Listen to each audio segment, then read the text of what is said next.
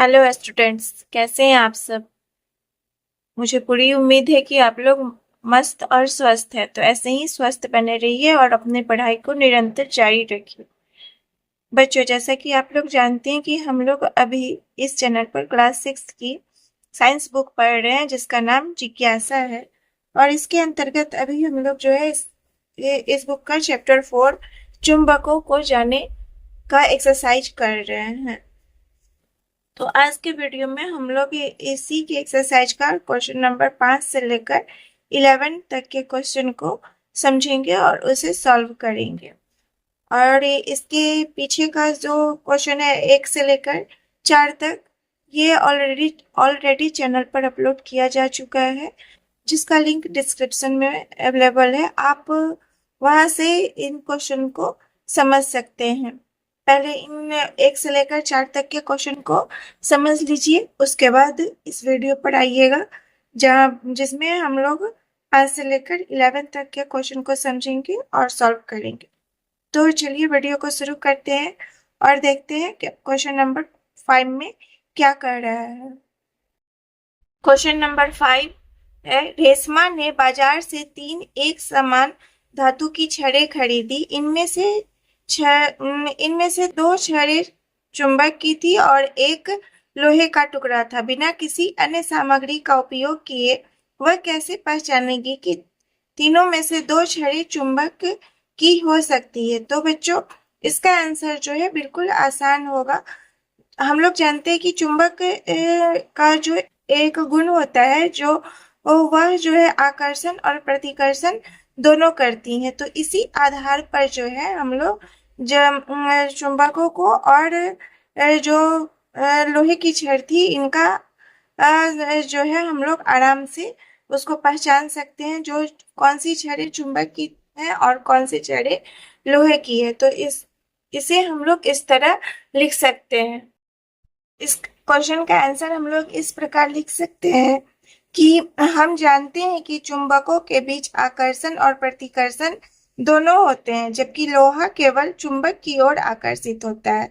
जब रेशमा बारी बारी से छड़ों के सिरों को एक दूसरे के करीब लाएगी, तो जिन 2 छड़ों के सिरों को आपस में बदलने पर वे एक दूसरे को धकेलेंगी, मतलब प्रतिकर्षण करेंगी, तो वे छड़ जो है क्या होंगे, चुंबक के होंगे। जबकि जो छड़ केवल आकर्षित होगी, क्योंकि लोहे की छड़ में जो है कोई ये क्या कहते हैं, प्रतिकर्षण की शक्ति नहीं होती है, वह केवल चुंबक की ओर आकर्षित होती है। तो जैसे ही चुंबक को लोहा के पास ले जाएंगे तो वो उसमें आकर्षित होगी।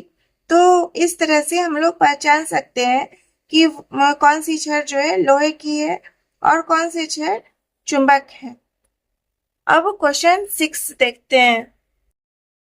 क्वेश्चन नंबर 6 से है, आपको एक चुंबक दिया गया जिस पर ध्रुवों की पहचान अंकित नहीं है। आप एक अन्य चुंबक जिस पर ध्रुव अंकित है की सहायता से दिए गए चुंबक के ध्रुवों का पता कैसे लगाएंगे। तो बच्चों, हम लोग जानते हैं कि चुंबक जो है, जब किसी भी चुंबक में जो है 2 ध्रुव होते हैं, एक नॉर्थ और एक साउथ, मतलब एक जो है उत्तरी ध्रुव होता है और एक दक्षिणी ध्रुव होता है। तो और चुंबक में का गुण भी होता है, जब अपोजिट ध्रुव वाले जो है पोल एक दूसरे के समीप लाया जाता है, तो उनमें जो है आकर्षण होता है। जब साउथ पोल वाले चुंबक को जो है नॉर्थ पोल वाले चुंबक के साथ लाया जाएगा, तो वो उनके और जो आकर्षित होगी। और जब सेम पोल वाले चुंबक जो आपस में लाए जाते हैं, तो उनके बीच जो है प्रतिकर्षण होता है। तो इसी गुण के आधार पर जो है हम लोग यह जिससे चुंबक में जो है ध्रुव नहीं अंकित है, उनके ध्रुवों का पता जो है आसानी से लगा सकते हैं। तो इसका उत्तर हम लोग इस प्रकार शब्दों में लिख सकते हैं। क्वेश्चन नंबर 7 है, एक क्षण चुंबक पर उसके ध्रुवों को दर्शाने के लिए कोई चिन्ह अंकित नहीं है। आप किसी अन्य चुंबक का उपयोग किए बिना कैसे यह पता लगाएंगे कि उसका उत्तरी ध्रुव किस छोर पर स्थित है। तो इस क्वेश्चन को सॉल्व करने के लिए हम लोग जब लेसन पढ़ रहे थे तो उसमें एक क्रियाकलाप का जिक्र किया गया था जो कि आप लोगों को याद होगा। उस क्रियाकलाप में जो है क्या किया गया था, जो एक क्षण चुंबक को स्वतंत्र रूप से लटका दिया गया था और इसको जब इस कंडीशन में किसी चुंबक को रखते हैं और जब इस चुंबक को हिलाते हैं, क्षैतिज रूप से उसको जब हिलाया जाता है तो हम ये चुंबक जो है जब स्थिर होती है तो वह जो है या तो सॉरी वह यह चुंबक जब स्थिर होती है तो उसकी दिशा जो है उत्तर दक्षिण दिशा की ओर ही स्थिर होती है। तो इस आधार पर जो है हम लोग अगर वैसे चुंबक का जिस पर ध्रुव अंकित नहीं है उसका ध्रुव जो है आसानी से पता कर सकते हैं।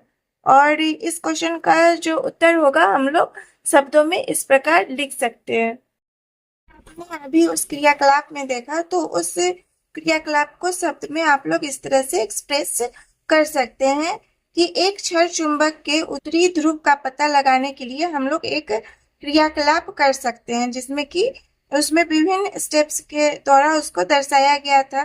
तो स्टेप 1 में क्षण चुंबक के बीच में एक धागा बांधे और उसे किसी स्टैंड से इस तरह लटकाए कि वह क्षैतिज रूप से मतलब हॉरिजॉन्टली स्वतंत्र रूप से घूम सके, इस डायरेक्शन में घूम सके। जब चुंबक स्थिर होगा तो वह दिशा हमेशा उत्तर दक्षिण दिशा की होगी। और स्टेप 3 में चुंबक का जो सिरा उत्तर दिशा की ओर संकेत करता है वही उत्तरी ध्रुव होता है। इस तरह से हम लोग पता लगा सकते हैं जब इस क्रियाकलाप को इस तरह की क्रियाकलाप को करते हैं तो हम लोग आसानी से चुंबक का जो है ध्रुव पोल्स को आसानी से पता कर सकते हैं। अब क्वेश्चन नंबर 8 देखते हैं हम लोग। 8वां प्रश्न है, यदि पृथ्वी स्वयं एक चुंबक है तो क्या आप चुंबकीय दिक्सूचक हम लोग कंपास को कहते हैं से दिशा देखकर पृथ्वी के चुंबकीय ध्रुवों का अनुमान लगा सकते हैं? तो बच्चों बिल्कुल लगा सकते हैं और इसका उत्तर हम लोग इस प्रकार लिख सकते हैं। इस प्रश्न का उत्तर हम लोग लिख सकते हैं कि हाँ, हम चुंबकीय दिक्सूचक का उपयोग करके पृथ्वी के चुंबकीय ध्रुवों का अनुमान लगा सकते हैं। जैसा कि हम लोग जानते हैं कि पृथ्वी जो है स्वयं एक विशाल चुंबक की तरह काम करती है, तो चुंबकीय कंपास की जो चुंबकीय सुई का जो उत्तरी ध्रुव होगा वह पृथ्वी के चुंबकीय दक्षिणी ध्रुव की ओर आकर्षित करता है। हम लोग जानते हैं जो चुंबक का जो ध्रुव होता है वो अपोजिट ध्रुव को अपनी ओर आकर्षित करता है। तो इस तरह से दिक्सूचक की सुई जिस दिशा में रुकती है वह हमें पृथ्वी के चुंबकीय उत्तर और दक्षिण दिशा को बताती है। तो इस तरह से हम लोग कंपास के हेल्प से जो है हम लोग बता सकते हैं जो पृथ्वी का चुंबकीय ध्रुव कौन कौन सा है। प्रश्न 9 इस प्रकार है कि एक मिस्त्री पेचकस की सहायता से एक यंत्र की मरम्मत कर रहा था, लेकिन स्टील के पेंच बार बार नीचे गिर रहे थे। इस अध्याय में आपने जो सीखा है उसके आधार पर मिस्त्री की समस्या को हल करने का उपाय सुझाइए। तो बच्चों आपको याद होगा जब हम लोग यह पाठ पढ़ रहे थे तो उसमें एक क्रियाकलाप में बताया गया था कि हम लोग किसी भी चुंबकीय पदार्थ को मतलब चुंबकीय पदार्थ को जो है हम लोग अस्थायी चुंबक बना सकते हैं। तो इस आधार पर जब हम लोग जब मिस्त्री जो है अपने पेचकस को अस्थायी चुंबक बना लेगा तो स्टील के पेंच जो है, स्टील हम लोग जानते हैं जो चुंबकीय पदार्थ होता है, तो स्टील के पेंच जो है उसके पेचकस में क्या होंगी, जो चिपक जाएंगी और बार बार नीचे नहीं गिरेगा। तो इस तरह से जो है मिस्त्री की समस्या का हल भी हो जाएगा। तो इस प्रश्न को जो है हम लोग शब्दों में इस प्रकार लिख सकते हैं। अब क्वेश्चन 10 देखते हैं जिसमें है कि दो वलय चुंबक, यहाँ चित्र में हम लोग देख रहे हैं जो दो वलय चुंबक क और ख लिया गया है। तो उसको जो है चित्र 4.16 में दर्शाए अनुसार व्यवस्थित है। यह दो वलय चुंबक इस तरह से व्यवस्थित है। यह देखा गया कि चुंबक क नीचे की ओर नहीं जा रहा है, यह चुंबक क है और यह चुंबक ख है। तो चित्र के में हम लोग देख रहे हैं कि चुंबक क जो है ख की ओर नहीं जाता है। इसका संभावित कारण क्या हो सकता है? किसी भी चुंबक को बिना धकेले चुंबक क को चुंबक ख के संपर्क में लाने का उपाय सुझाइए। तो बच्चों यहाँ पर हम लोग देख रहे हैं जो दो वलय चुंबक है, इसमें चुंबक क जो है ख की ओर नहीं जा रहा है। इसका कारण यह हो सकता है कि दोनों जो है एक ही ध्रुव की ओर हो, ध्रुव की तरफ से हो। इस कारण जो है दोनों चुंबक एक दूसरे को आकर्षित नहीं कर रहा है। हम लोग जानते हैं कि समान ध्रुव होने के कारण जो है चुंबक एक दूसरे को प्रतिकर्षित करता है और इसी कारण से यह एक दूसरे के नजदीक नहीं आ रहा है। जब हम लोग चुंबक क को क्या करेंगे, पलट देंगे, तो दोनों अपोजिट पोल्स हो जाएंगे और इस तब जो है चुंबक क जो है चुंबक ख के संपर्क में आ जाएगा। तो इस बात को हम लोग शब्दों में इस तरह से लिख सकते हैं। हम लोग लिख सकते हैं कि वलय चुंबक क के नीचे नहीं आने का संभावित कारण यह हो सकता है कि चुंबक क और ख के समान ध्रुव एक दूसरे के सामने हो, जैसा कि मैंने आपको पहले ही समझाया है। जब हम चुंबक क को पलट देंगे तब दोनों चुंबक के विपरीत ध्रुव एक दूसरे के सामने आ जाएंगे और आकर्षण के गुण के कारण वे एक दूसरे से जुट जाएंगे, नजदीक आ जाएंगे। इस पाठ के सबसे लास्ट क्वेश्चन पर इस तरह हम लोग आ गए हैं, क्वेश्चन नंबर 11। यह क्वेश्चन जो है बहुत ही आसान है। देखिए इसमें क्या करने के लिए कहा जा रहा है। 3 क्षण चुंबकों को चित्र 4.17 में दर्शाए अनुसार एक मेज पर व्यवस्थित किया गया। यहाँ पर हम लोग देख रहे हैं चित्र में जो इसमें जो है 3 क्षण चुंबक लिया गया, एक यह है, एक यह है और एक नीचे है। तो तीनों क्षण चुंबक को जो इस तरह व्यवस्थित किया गया है। एक सिरे 5, यहाँ पर 5 है की ध्रुवता आपको दी गई है। यहाँ पर हम लोग देख रहे हैं कि 5 की ध्रुवता हमें एन दी गई है, एन से नॉर्थ होता है। तो 5 की ध्रुवता जो है नॉर्थ है, हम लोगों को पता है। अब आप बताइए कि चुंबकों के सिरों 1, 2, 3, 4 और 6 की ध्रुवता एन या एस में क्या क्या होगी। यहाँ पर हम लोगों को बताना है जो 1, 2, 3, 4 और 6 की ध्रुवता क्या होगी। और एन सिर्फ हम लोगों को 5 नंबर की ध्रुवता जो है हम लोगों को पता है। इसी आधार पर हम लोग आसानी से जो है इस क्वेश्चन को सॉल्व कर सकते हैं।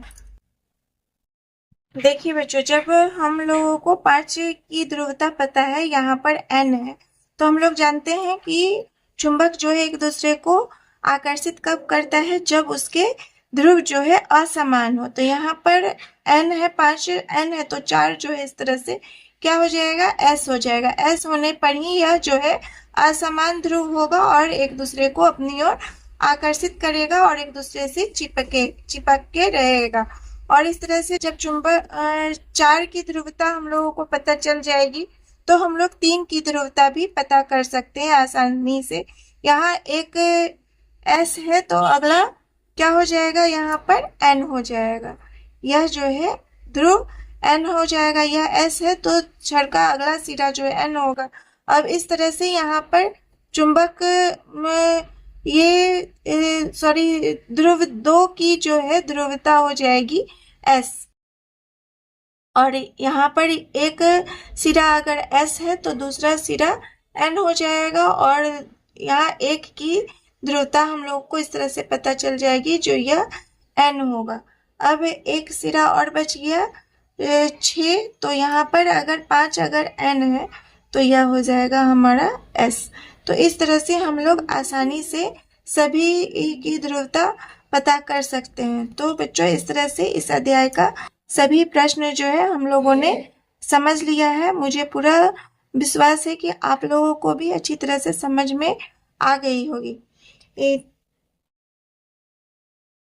अगर आपको आज की वीडियो अच्छी लगी होगी, आपको मेरे पढ़ाने का तरीका समझ में आ रहा होगा, तो वीडियो को लाइक जरूर कीजिएगा, अपने दोस्तों के साथ शेयर में कीजिएगा, और अगर चैनल पर नए हैं तो चैनल को सब्सक्राइब तुरंत कर लीजिए, ताकि आपका भी जो है मैथ और साइंस पे जो है पकड़ मजबूत हो जाए, आपके बेसिक कॉन्सेप्ट्स जो है क्लियर हो जाए। Thank you.